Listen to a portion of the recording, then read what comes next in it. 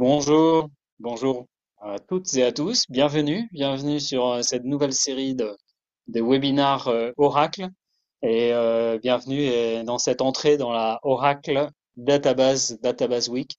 Donc on va vivre quatre webinaires sur cette thématique de la database Oracle. Donc merci pour votre temps, merci pour votre participation aujourd'hui. Donc je suis Patrick Lemartret et je suis directeur du marketing pour les technologies chez Oracle. Donc je vais vous accompagner aujourd'hui donc sur cette première session.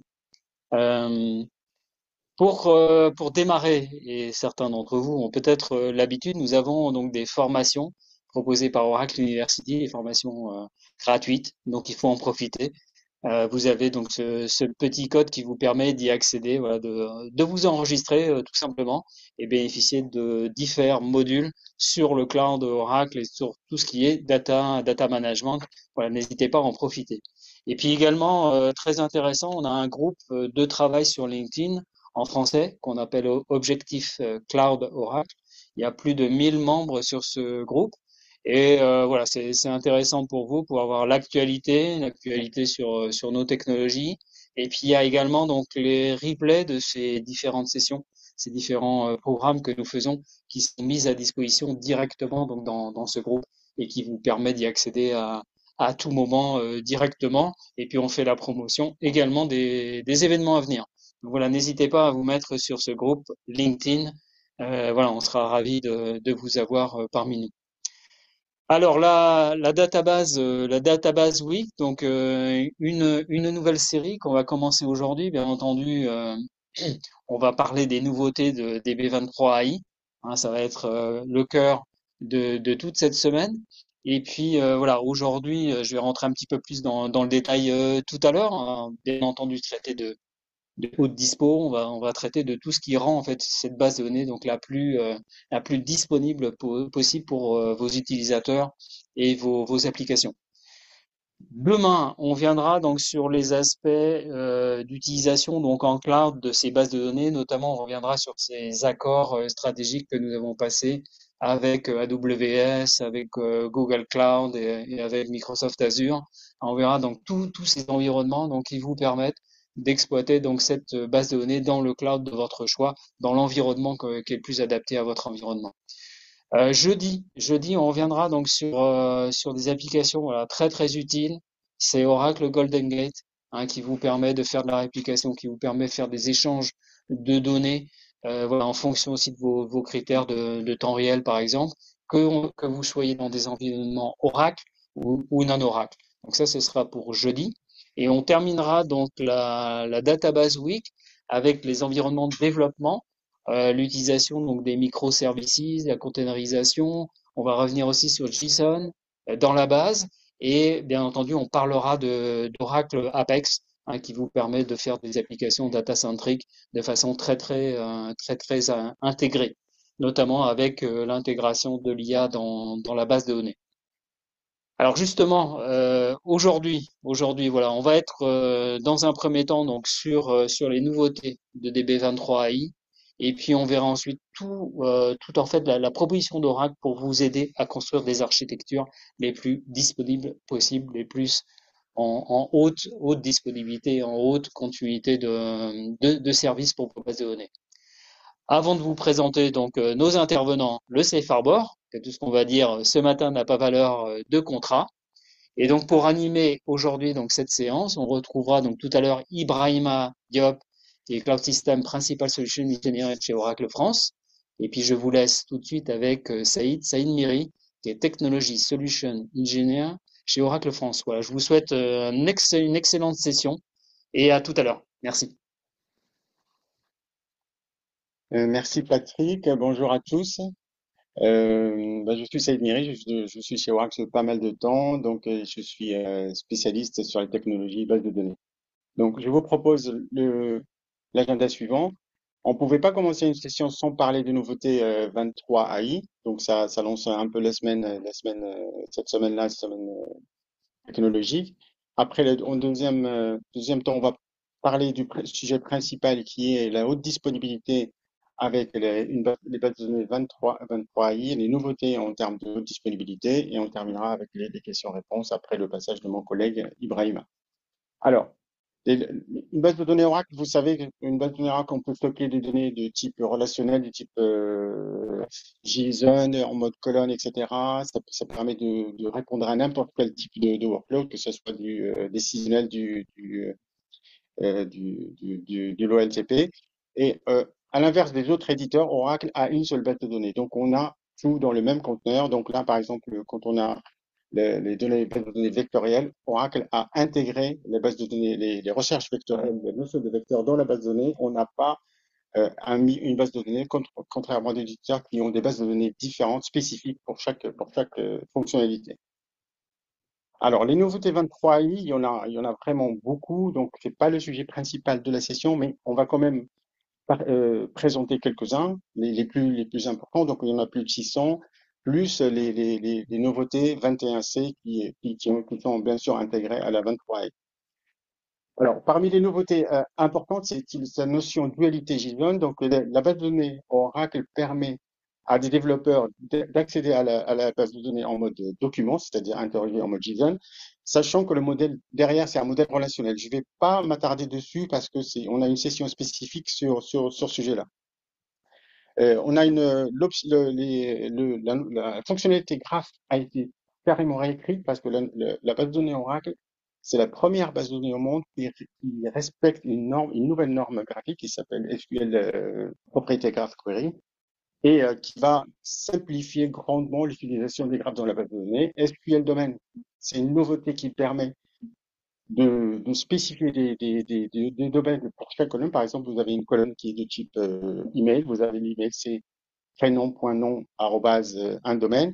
Donc, vous pouvez spécifier ça dans la base de données au niveau de chaque colonne. Ça permet à l'application de récupérer la définition et de pouvoir faire un développement derrière sans avoir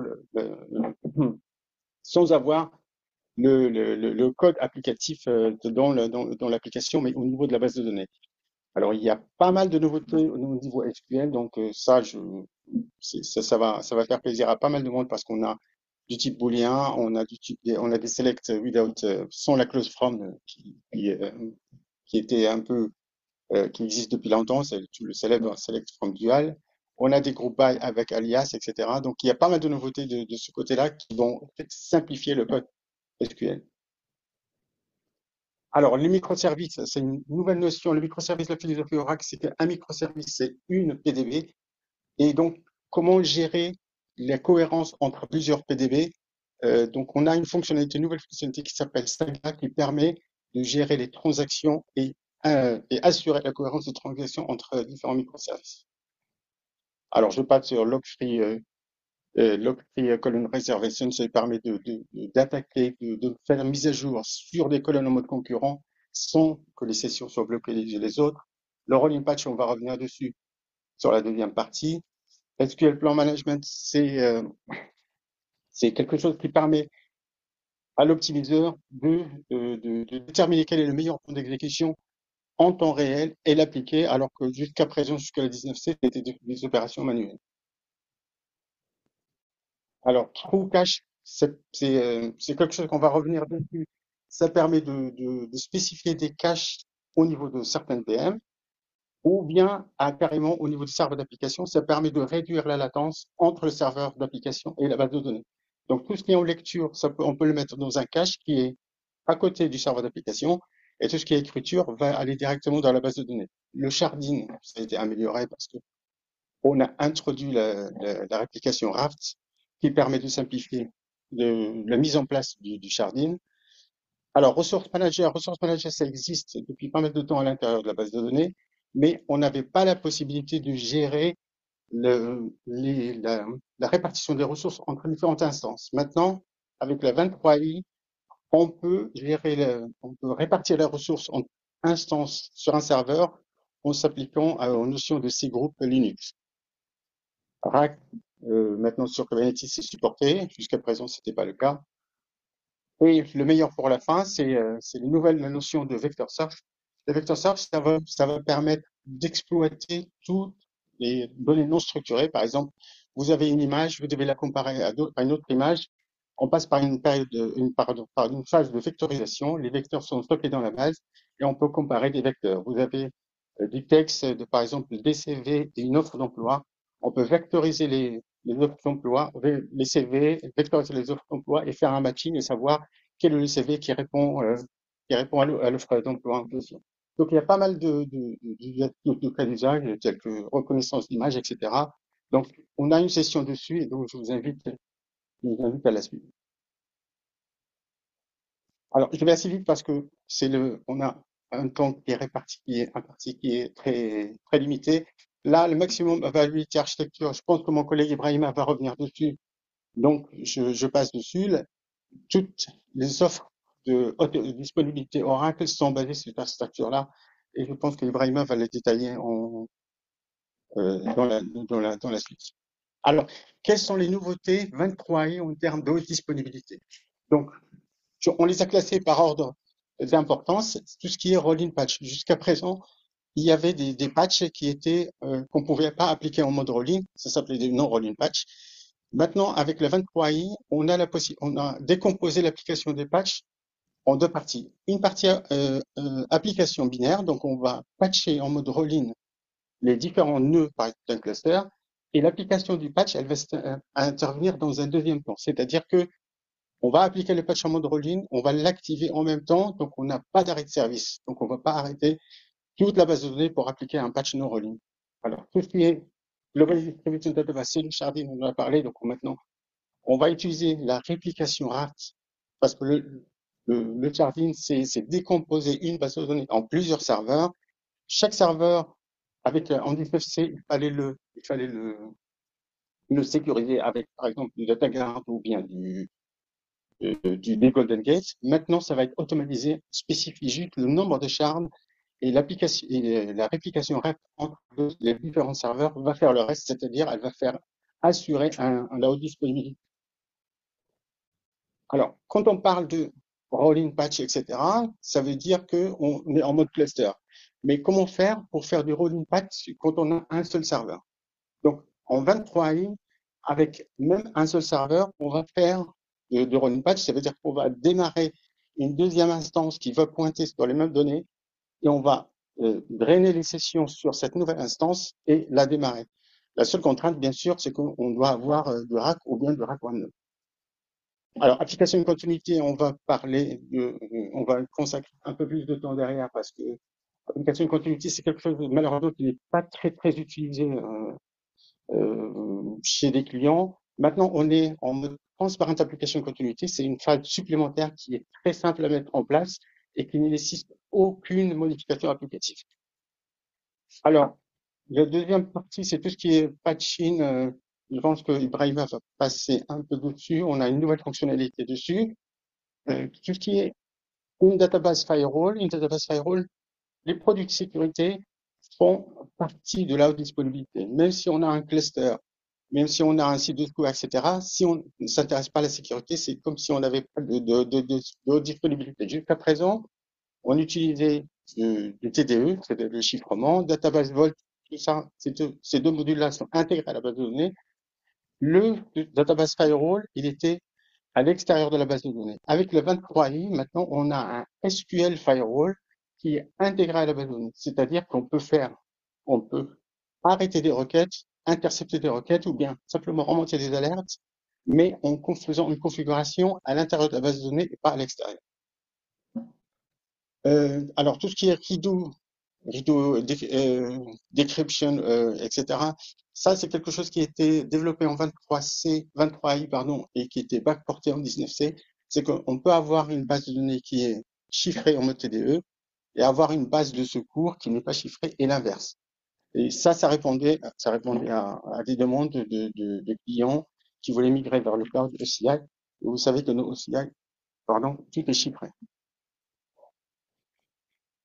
Alors, en termes de scalabilité, une nouveauté intéressante qui est tout ce qui est Smart Scan Connection Balancing, c'est que ça, c'est très connu en mode rack quand on travaille sur les mêmes blocs, plusieurs instances travaillent sur les mêmes blocs, on a des échanges d'interconnects qui sont importants, ça ralentit les performances.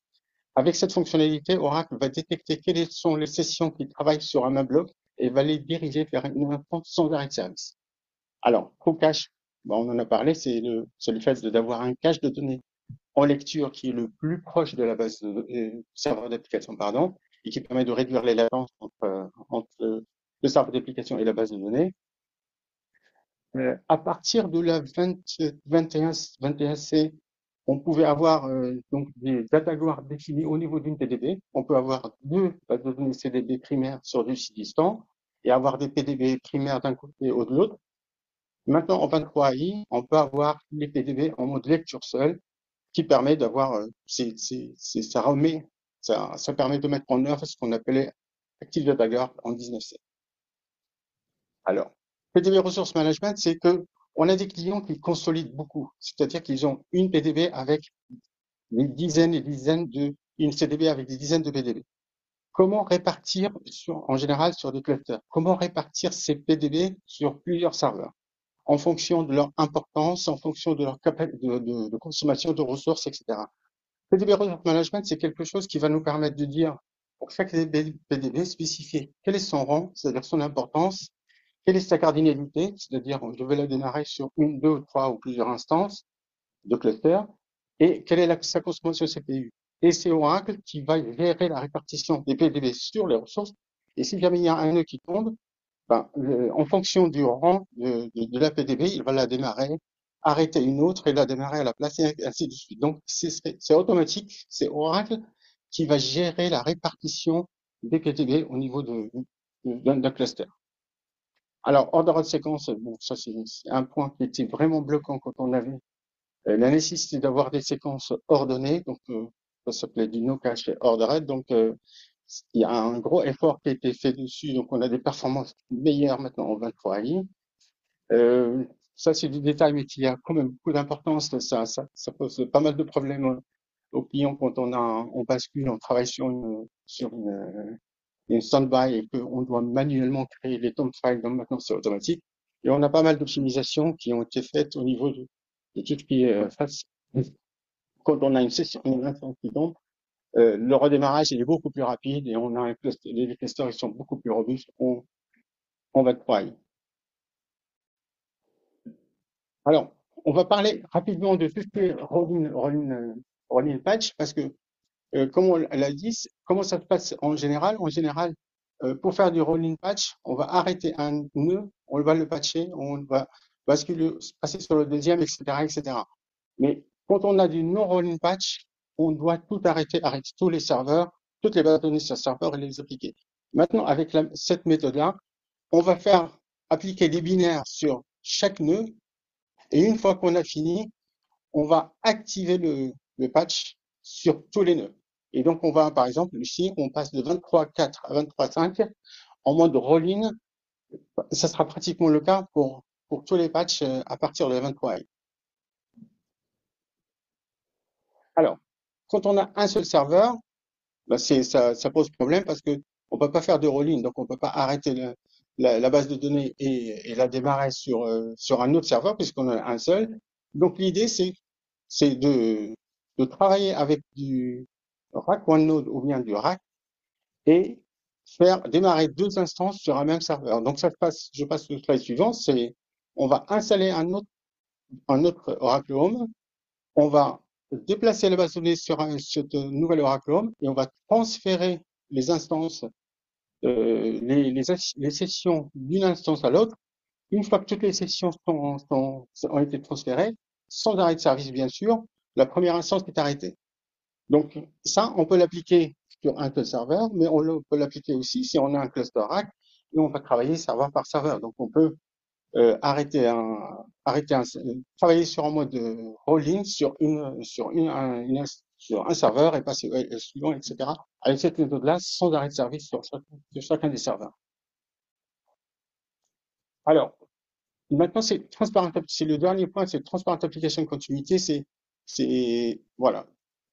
Comment ça se passe quand on a un problème sur une instance ou sur une base de données? Donc, tout d'abord, il y a l'identification du problème, l'application est notifiée et l'application, si on a défini application continuité ou transparent application continuité, les sessions sont basculées sur un des deux restants et les transactions sont récupérées, c'est-à-dire qu'on perd pas d'informations et les transactions sont rejouées sur le serveur restant. Donc, on a le choix entre application continuité et transparent application continuité. La recommandation Oracle maintenant, c'est d'aller vers transparent application continuité parce que c'est quelque chose de nouveau, ça n'existe que depuis la 18C, donc ça ne nécessite pas de pôle de connexion contrairement à application continuité. Par exemple, c'est la méthode qui est utilisée par défaut pour Autonomous Database. Donc, et, et surtout, ça ne nécessite aucune modification applicative. C'est tout est défini au niveau des services. Alors, comment savoir est-ce que mon application est compatible avec application continuity transparent continuity? On a un outil qui s'appelle application continuity check qui est maintenant intégré à la base de données et qui va vous permettre de vérifier est-ce que votre application peut utiliser application continuité transparent application continuity. Par exemple, là, dans l'exemple, vous voyez, je les déroule pendant 1 heure et j'ai un rapport à la fin qui va me permettre de savoir est-ce que, et il va m'indiquer s'il y a des erreurs, quelles sont les transactions qui vont pas être jouées de l'autre côté. Même dans AWR, maintenant, on a des statistiques qui permettent de savoir est-ce que, quelles sont les transactions qui ont été, qui sont protégées, qui n'ont pas été rejouées, etc., etc. Donc, tout est intégré au niveau de la base de données, alors avant, c'était un outil externe.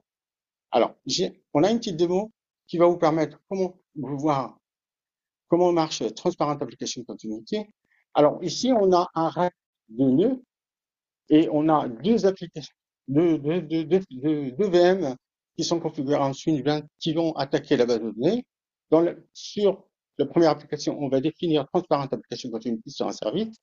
Voilà, c'est un service qu'on a démarré et qui est disponible sur deux nœuds. Voilà, le nœud 1 et le nœud 2. Sur l'écran en bas à gauche, on va définir un service non transparent application continuity qu'on va démarrer. Voilà, et qui est disponible aussi sur les deux nœuds, le nœud A et B, le nœud 1 et 2, pardon. Et sur la troisième fenêtre en bas à droite, on va créer juste une connexion, on va se connecter à une base de données. On se connecte à la base de données, on va voir quelle est l'instance sur laquelle on est connecté. Voilà. Là, vous voyez, je suis en 19C, donc ça marche déjà en 19C. Je suis connecté sur l'instance 1 et je vais démarrer une transaction. Je fais un insert, je fais pas de commit. D'accord? Donc, on va démarrer sur la le premier écran en haut à gauche, on va démarrer l'application Swing Bench qui va arriver. Un peu de patience.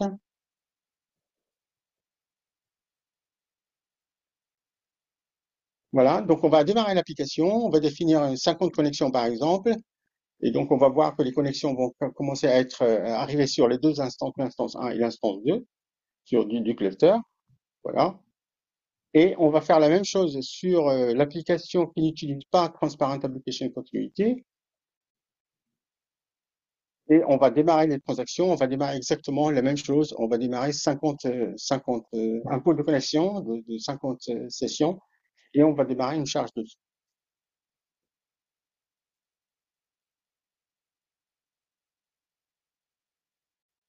Voilà. Donc on va voir la charge qui va monter sur les deux serveurs. Donc on a les connexions qui commencent à arriver sur le service Transparent Application Continuity. On a 51 sessions parce qu'on a la session en bas qui est démarrée et sur le deuxième sur le service non Transparent Application Continuity, on a 50 sessions. Donc maintenant, ce qu'on va faire, c'est qu'on va arrêter le service Transparent Application Continuity. Vous voyez sur l'écran en haut à droite, on va arrêter le service. Voilà, Transparent Application Continuity sur ce nœud-là. Et on va voir ce qui se passe. Vous voyez que il est démarré, le service n'est démarré que sur l'instance 2, mais on n'a aucune interaction sur l'application. L'application qui utilise Transparent Application Continuity, on n'a aucun problème. Par contre, si on arrête le service non Transparent Application Continuity, on voit en bas à gauche qu'on a des erreurs qui sont remontées à l'application. Bien sûr, l'application va basculer de l'autre côté. Vous voyez les deux instants, les 50 connexions des deux services sont basculées sur l'instance 2, mais on a eu des erreurs sur l'application qui n'utilise pas Transparent Application Continuity. Maintenant, sur le dernier écran en bas, on va committer, on avait démarré une transaction, on va committer, mais on était connecté sur Transparent Application Continuity. Et vous voyez que la transaction a abouti et on est allé compléter la transaction sur l'instance 2, sans aucun arrêt de service. Donc là, ça montre l'intérêt de Transparent Application de continuité. On a défini au niveau service, on n'a pas modifié notre application et on n'a perdu aucune transaction et on n'a eu aucune erreur au niveau de l'application. Alors pour finir, avec Transparent Application de continuité, ça c'est la procédure que vous connaissez, que je pense que pas mal de gens connaissent pour passer d'une version à une autre Oracle. Donc on passe, on a un mode standby, on passe en logical standby, on fait un switchover sur la base qui est en 23i.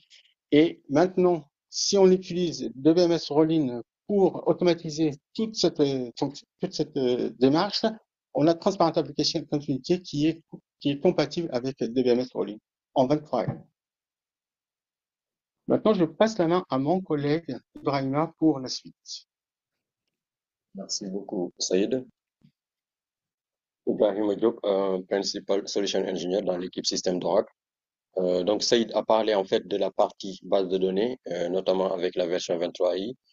Pour ma part, je vais parler de la partie système, notamment avec Exadata, qui est l'appliance utilisée pour exécuter les bases de données Oracle. Mais je vais aussi parler de la solution Recovery Appliance, donc qui est l'appliance dédiée aux sauvegardes de bases de données Oracle. Et pour finir, je vais aussi expliquer un peu les packs qui sont maintenant disponibles pour assurer la gestion de ces deux appliances-là. Avant de démarrer, permettez-moi juste de revenir rapidement en fait sur les types d'interruptions qu'on peut avoir avec les systèmes, notamment les interruptions qui sont planifiées, par exemple une mise à jour ou une montée de version qui doit passer le 20 novembre à 11 heures pile. Donc ça, c'est quelque chose qui est planifié, que ce soit sur la partie système ou sur la partie données, et que ce soit infrastructure ou base de données. Donc ça, c'est quelque chose qui est planifié et derrière, on peut avertir les utilisateurs ou les métiers qu'il y a une mise à jour qui doit passer. Donc ça, c'est plutôt une interruption qui est gérable. Donc parce qu'on connaît que cette interruption va avoir lieu. À côté de ces types d'interruptions, on a aussi des interruptions qui sont pas planifiées. Un serveur qui d'un coup arrête de fonctionner, c'est pas quelque chose qu'on avait prévu. Donc, ce type d'interruption, par exemple, ça peut concerner à la fois la partie système, mais aussi la partie données, notamment à travers la corruption des données, etc. Donc, ça, c'est plutôt le type d'interruption le plus facile à contrôler parce qu'on ne peut pas le prévoir. D'où il faut avoir des systèmes résilients, à la fois sur la partie base de données, comme l'a bien expliqué Saïd, mais aussi sur la partie système, c'est-à-dire l'infrastructure qui va héberger les bases de données ou les applications. Alors, je vais réexpliquer un peu. Je pense que Saïd avait déjà montré ce slide parlant de Oracle Maximum Availability Architecture.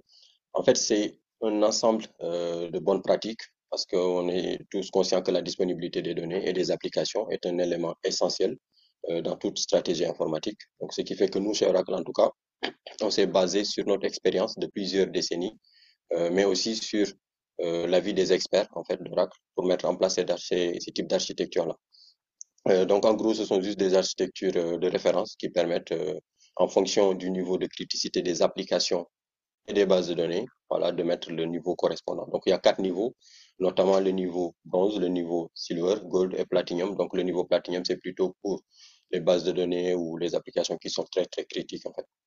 Voilà, donc la mise en place maintenant de ces architectures passe par effectivement la validité, la disponibilité des données et des applications, notamment avec tout ce que Saïd a expliqué sur la partie application continuity, la protection aussi de données, effectivement, avec tous les mécanismes de flashback qui sont intégrés aux ingénieurs du système d'Oracle, mais aussi sur la partie sauvegarde avec l'utilisation de Herman, et aussi sur la partie réplication, donc, qui permettent d'avoir des réplications sur des sites distants, notamment avec Active Data Guard ou Golden Gate, mais aussi sur la possibilité de pouvoir faire du scale out avec le Real Application Cluster ou du FPP, par exemple. Voilà, donc en gros, pour résumer rapidement, ça peut s'appliquer à la fois sur les systèmes, on appelle chez nous les ingénieurs du système, donc, mais aussi ça peut s'appliquer sur d'autres types de déploiements, notamment dans le cloud d'Oracle. Alors, pour la suite, on va plutôt mettre l'accent sur Exadata, donc qui est l'appliance réutilisée pour exécuter des bases de données Oracle, de par sa résilience, mais aussi tous les mécanismes qui sont mis en place pour assurer la haute disponibilité. On va notamment parler de Exadata Live Update. Rapidement, on va parler aussi de l'ASM, des avancements en fait, qui sont faits au niveau de ASM. On va parler de la partie Grade Infrastructure Improvement, mais aussi de la partie Rocky au niveau de l'Exadata et comment la partie réseau, ou comment la résilience de la partie réseau est mise en place dans le système Exadata.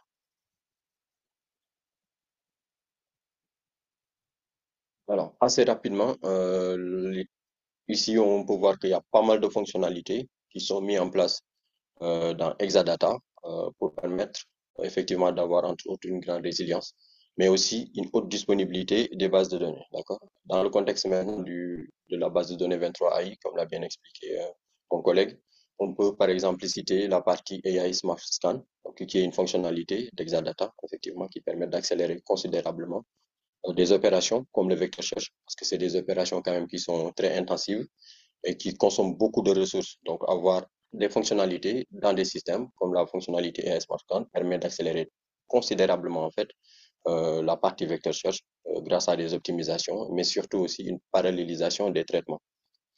En effet, comment ça se passe en pratique, c'est que AI Smart Scan traite les données vectorielles en mémoire, donc ce qui permet d'avoir quand même une rapidité extrême.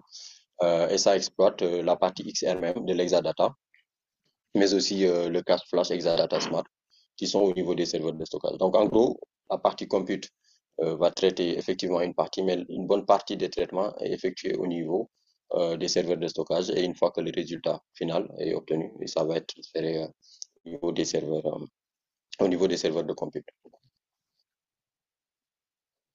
Parmi aussi les avancements en tout cas, qui ont été effectués au niveau ASM avec la 23AI, effectivement, il y a il y a pas mal déjà d'améliorations, notamment sur la résilience des métadatas ASM. Aujourd'hui, donc, au niveau des métadatas d'ASM, on a une détection et une réparation automatique des bits qui sont corrompus, et ce, à la fois au repos, mais aussi en transit. Et aussi, l'autre point qui est important, c'est que lors des opérations de rebalancing, souvent il y a des pertes de données, effectivement. Donc, mais maintenant, avec ces avancements-là, les pertes de données sont traquées dans le control file corruption list et des mécanismes aussi sont mis en place pour corriger ces données qui sont corrompues afin d'avoir un système qui est intact et résilient. Un autre point aussi qui est important à mon avis, c'est la partie live update.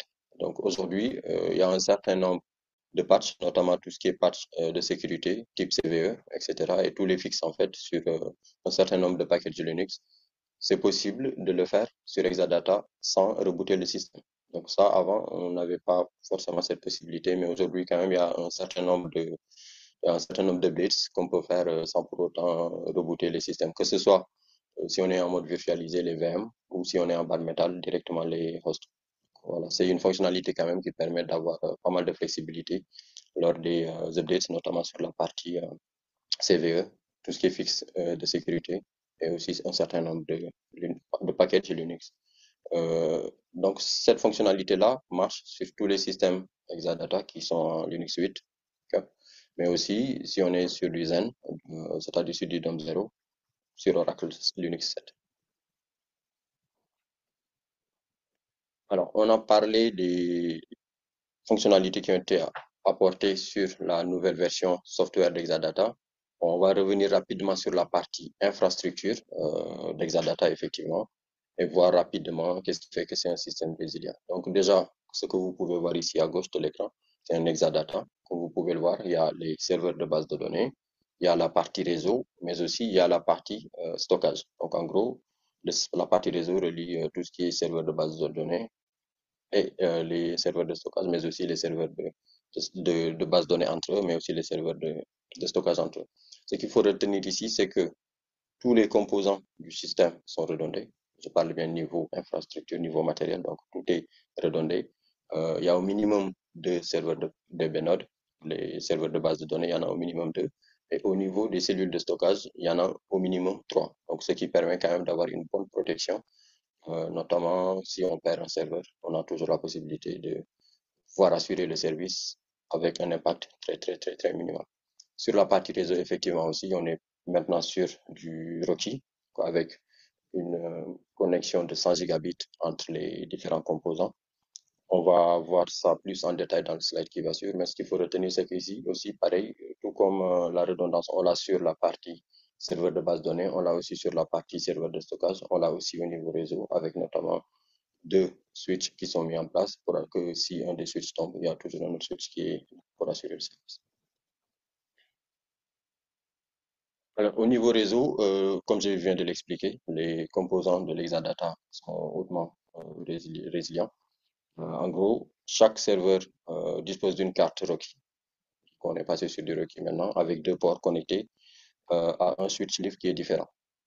Il y a aussi Exa porte-monde qui s'exécute sur l'autre et surveille en permanence le trafic qui s'effectue au niveau de ces deux ports-là.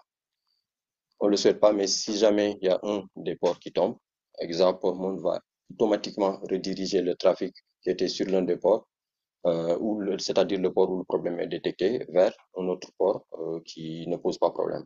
Et une fois que le problème est résolu, le rebalancing vers l'autre port est effectué de manière automatique. Il n'y a pas d'intervention, peu d'intervention ici, et que le système contrôle la partie réseau pour pouvoir assurer la résilience si jamais il y a une défaillance matérielle.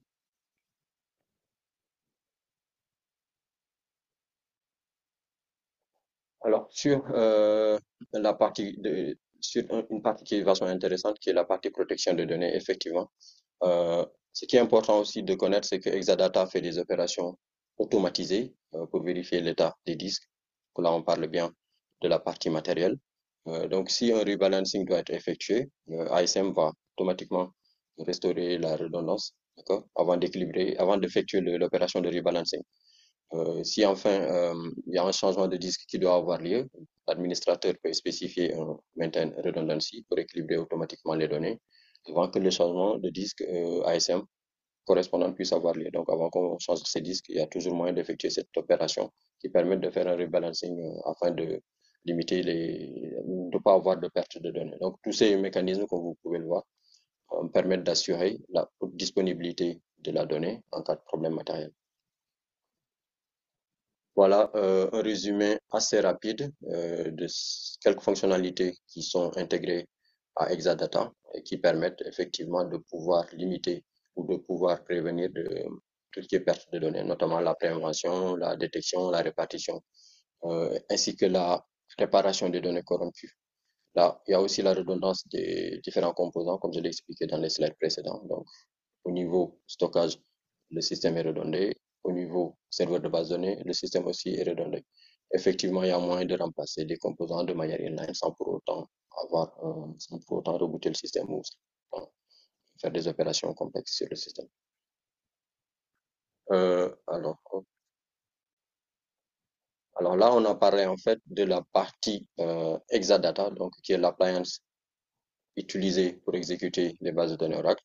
On va rapidement parler de la partie Recovery Appliance. Donc, comme pour Exadata, la solution Recovery Appliance est une solution d'Oracle en fait, qui permet d'avoir des backups et de s'assurer que les données qu'on a backupées dans cette appliance sont valides afin de pouvoir faire une restauration sur les données qui ne sont pas corrompues afin de pouvoir retrouver le service.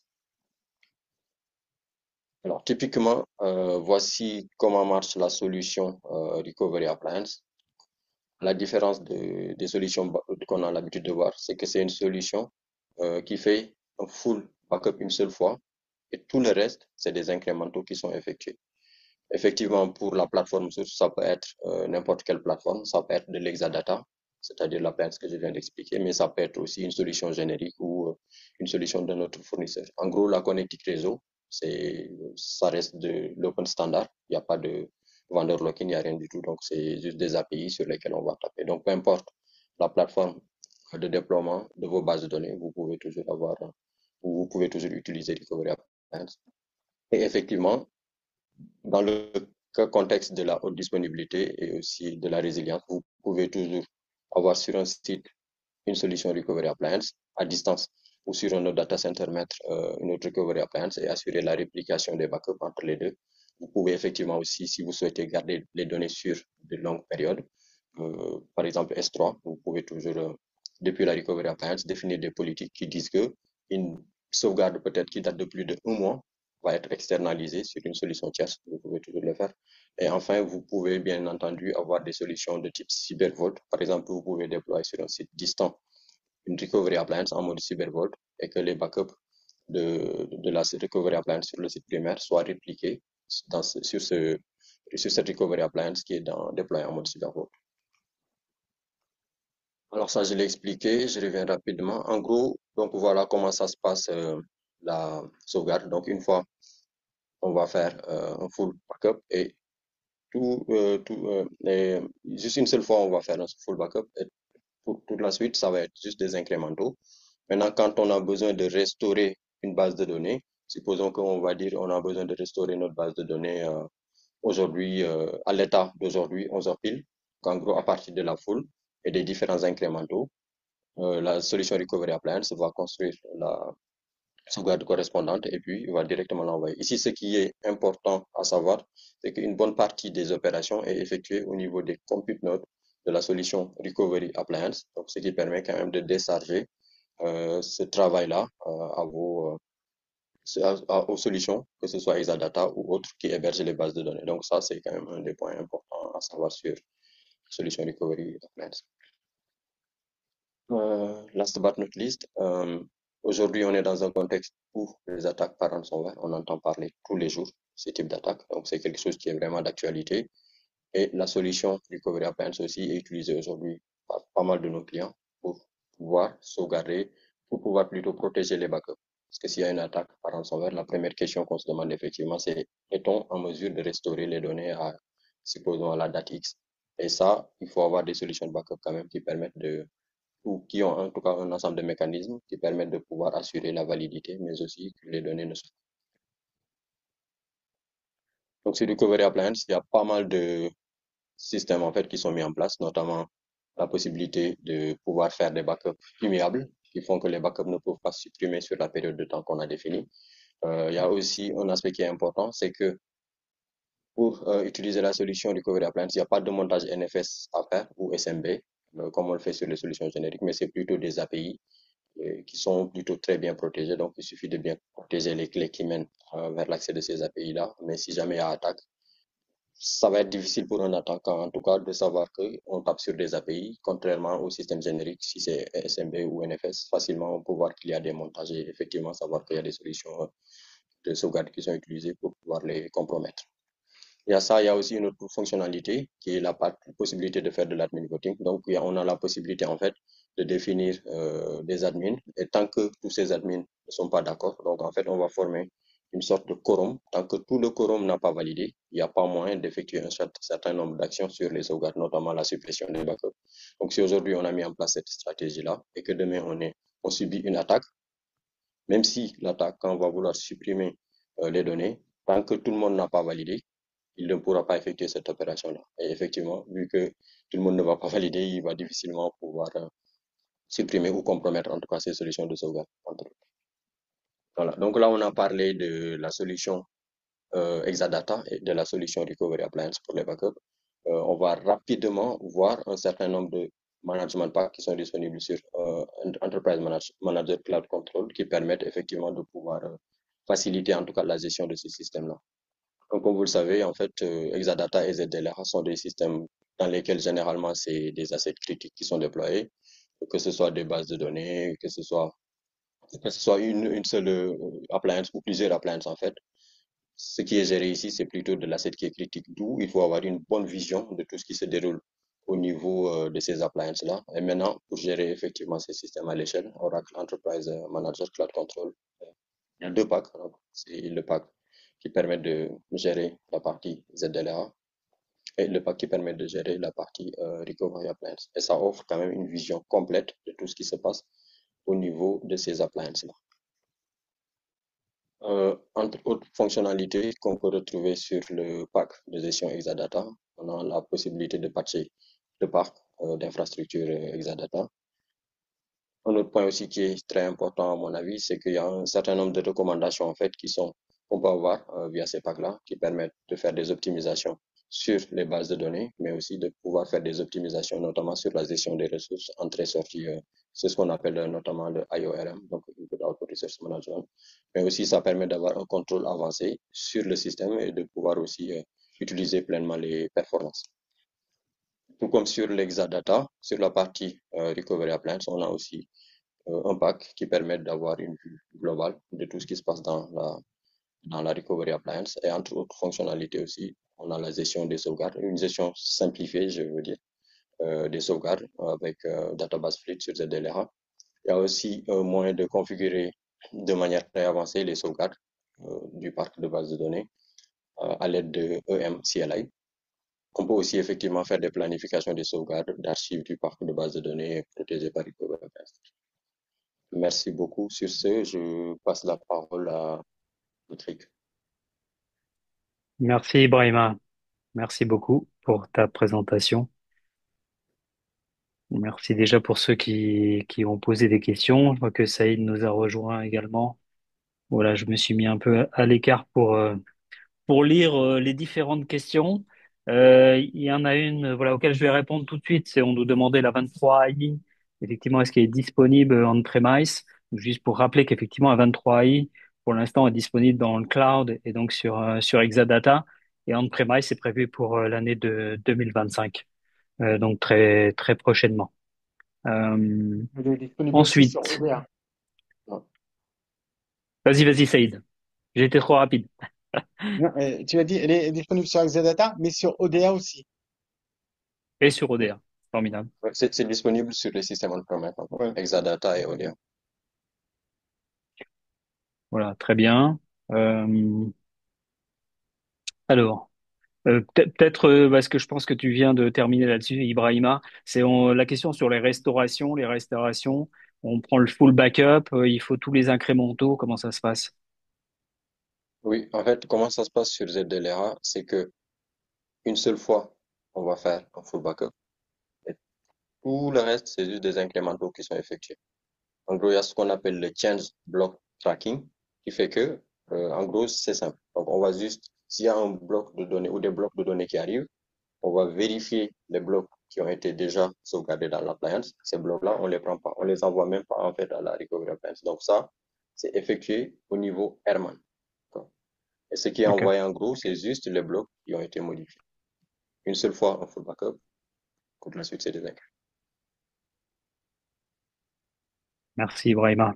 Euh, Également toujours sur la recovery appliance, est-ce que c'est utilisable pour des bases mais qui sont pas sur Exadata? Oui. En fait, ce qu'il faut savoir, c'est que pour se connecter à la recovery appliance, c'est de l'open standard en fait. Il n'y a pas quelque chose qui est bloquant ou quelque chose qui est propre à Oracle. C'est juste des API sur lesquels on va se connecter en utilisant des clés. Donc, effectivement, qu'on soit sur Exadata ou qu'on soit pas sur Exadata, on peut toujours utiliser la solution Recovery Appliance. Après, pour les clients qui ont Exadata, il y a possibilité de faire un lien direct entre l'Exadata et la Recovery Appliance. Et ce lien, c'est un lien de 100 gigabits. Donc, ce qui peut être quand même bien pour sauvegarder de la bande passante interne, mais aussi pour pouvoir avoir un réseau plus ou moins isolé, notamment dans le contexte des attaques. Ok, merci Ibrahima. Euh, alors, est-ce que j'ai d'autres questions sur cette partie ZDLR1 et compagnie? Euh, ok, bon, il y a plus de questions maintenant donc sur partie versionning. Peut-être là-dessus, est-ce qu'il y a une différence entre 23C et 23AI? Est-ce qu'on peut revenir là-dessus, Saïd, peut-être? 3C 23i. Oui, c'est ça la question. Non, Différence ou pas de différence? il y a pas de 23C. Donc, avant, bon, avant sa sortie, on croyait que ça allait s'appeler 23C. Mais après, donc ça a été renommé 23i, donc on parle que de 23i. Il y a On pas de parle. version 23c. Voilà. Ok, Saïd, merci pour cette clarification. Ensuite, est-ce que, est-ce que le tag dont tu as parlé tout à l'heure est compatible avec des applications en Forms ou Report? Euh, donc le TAC, normalement, il est compatible avec tout type d'application. Donc, mais la contrainte principale, c'est qu'il faut utiliser des drivers modernes. D'accord? Donc, il faut utiliser à partir des drivers à partir de la 19C. Et la chose la plus importante à faire, c'est que si on a une application, c'est qu'on peut utiliser Application Continuity Check pour vérifier est-ce que notre application est compatible ou non. Donc là, c'est la meilleure façon de faire. Mais pour moi, il y a pas de contrainte applicative, hein. Sauf si on a des applications qui utilisent, voilà, qui font des appels externes, qui utilisent des B-Link, etc. Bon, il faut voir, il faut quantifier. Ok, merci Saïd. Alors une question un petit peu plus longue, je la répéterai pour vous si c'est nécessaire. Ça parle d'Exascale. Voilà, bonjour, qu'en est-il d'Exascale, annoncé comme le remplaçant d'ASM sur OCI? Allez-vous gérer deux types d'infrastructures Exadata, une on-prem avec ASM et donc dans ExaCC avec Exascale?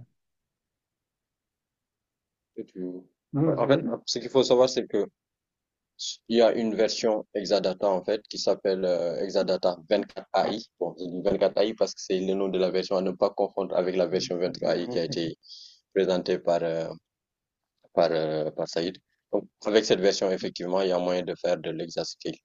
Après, exascale, pour moi, c'est juste en fait un moyen de faciliter la gestion du stockage. Et ASM, effectivement, va toujours exister pour les versions, ou pour les clients en tout cas qui utilisent aujourd'hui ASM, ils peuvent toujours continuer à l'utiliser.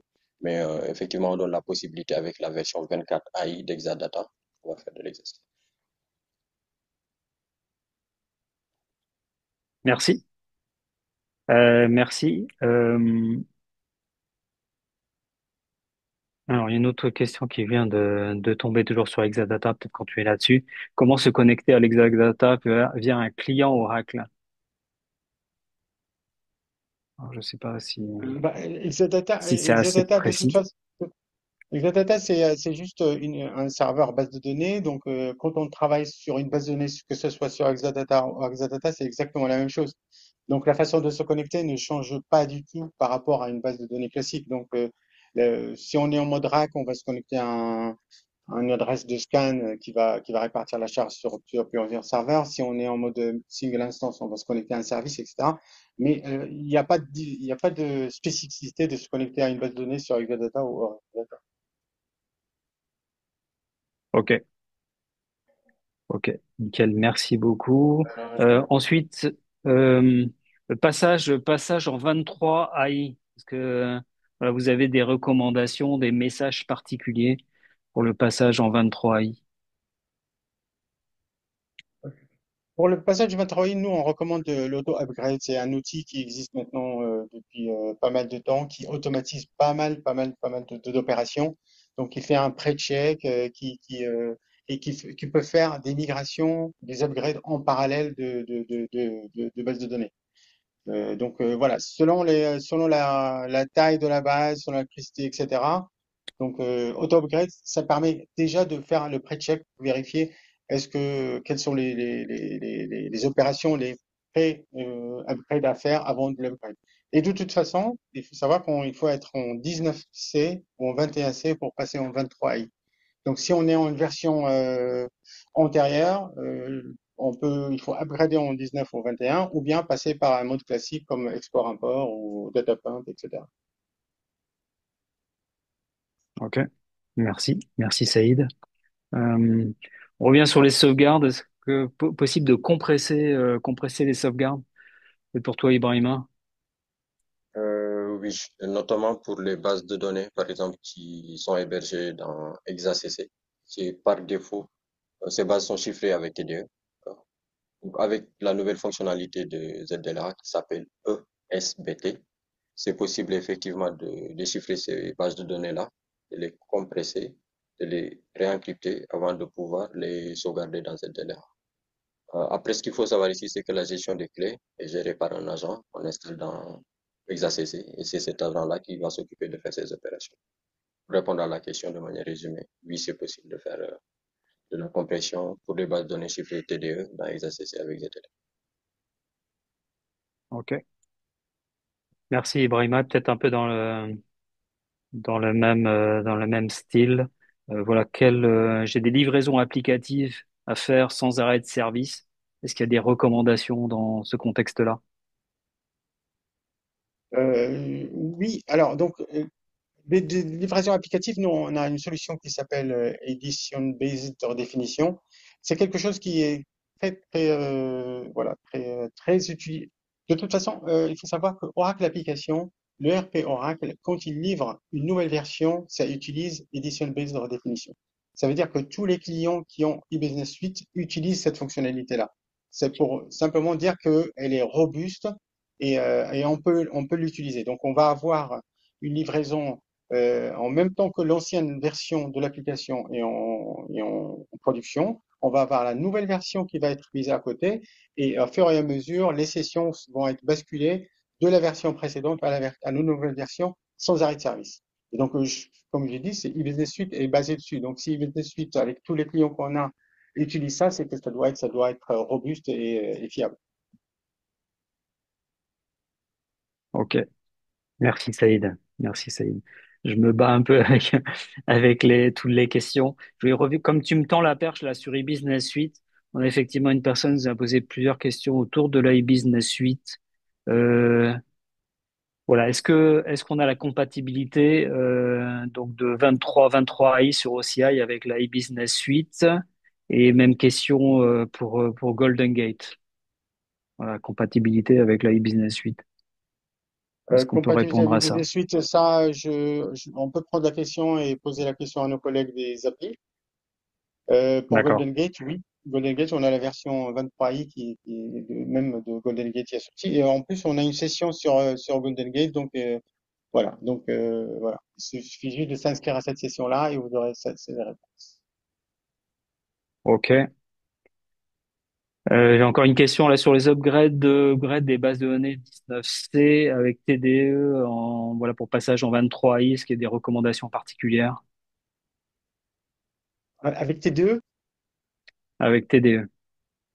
non, donc non, c'est la même chose que sans TDE. Donc il suffit de savoir de voilà. Donc si on est sur le même serveur, donc ça pose pas de problème. On a les clés de chiffrement qui sont là. Si on est sur un autre serveur, bah, il faut transférer les clés. Le mieux, de travailler quand même avec KeyVault, qui est une appliance à l'extérieur qui va gérer les clés à l'extérieur des serveurs base de données. Donc voilà, quel que soit le serveur sur lequel on a une gestion centralisée des clés de chiffrement.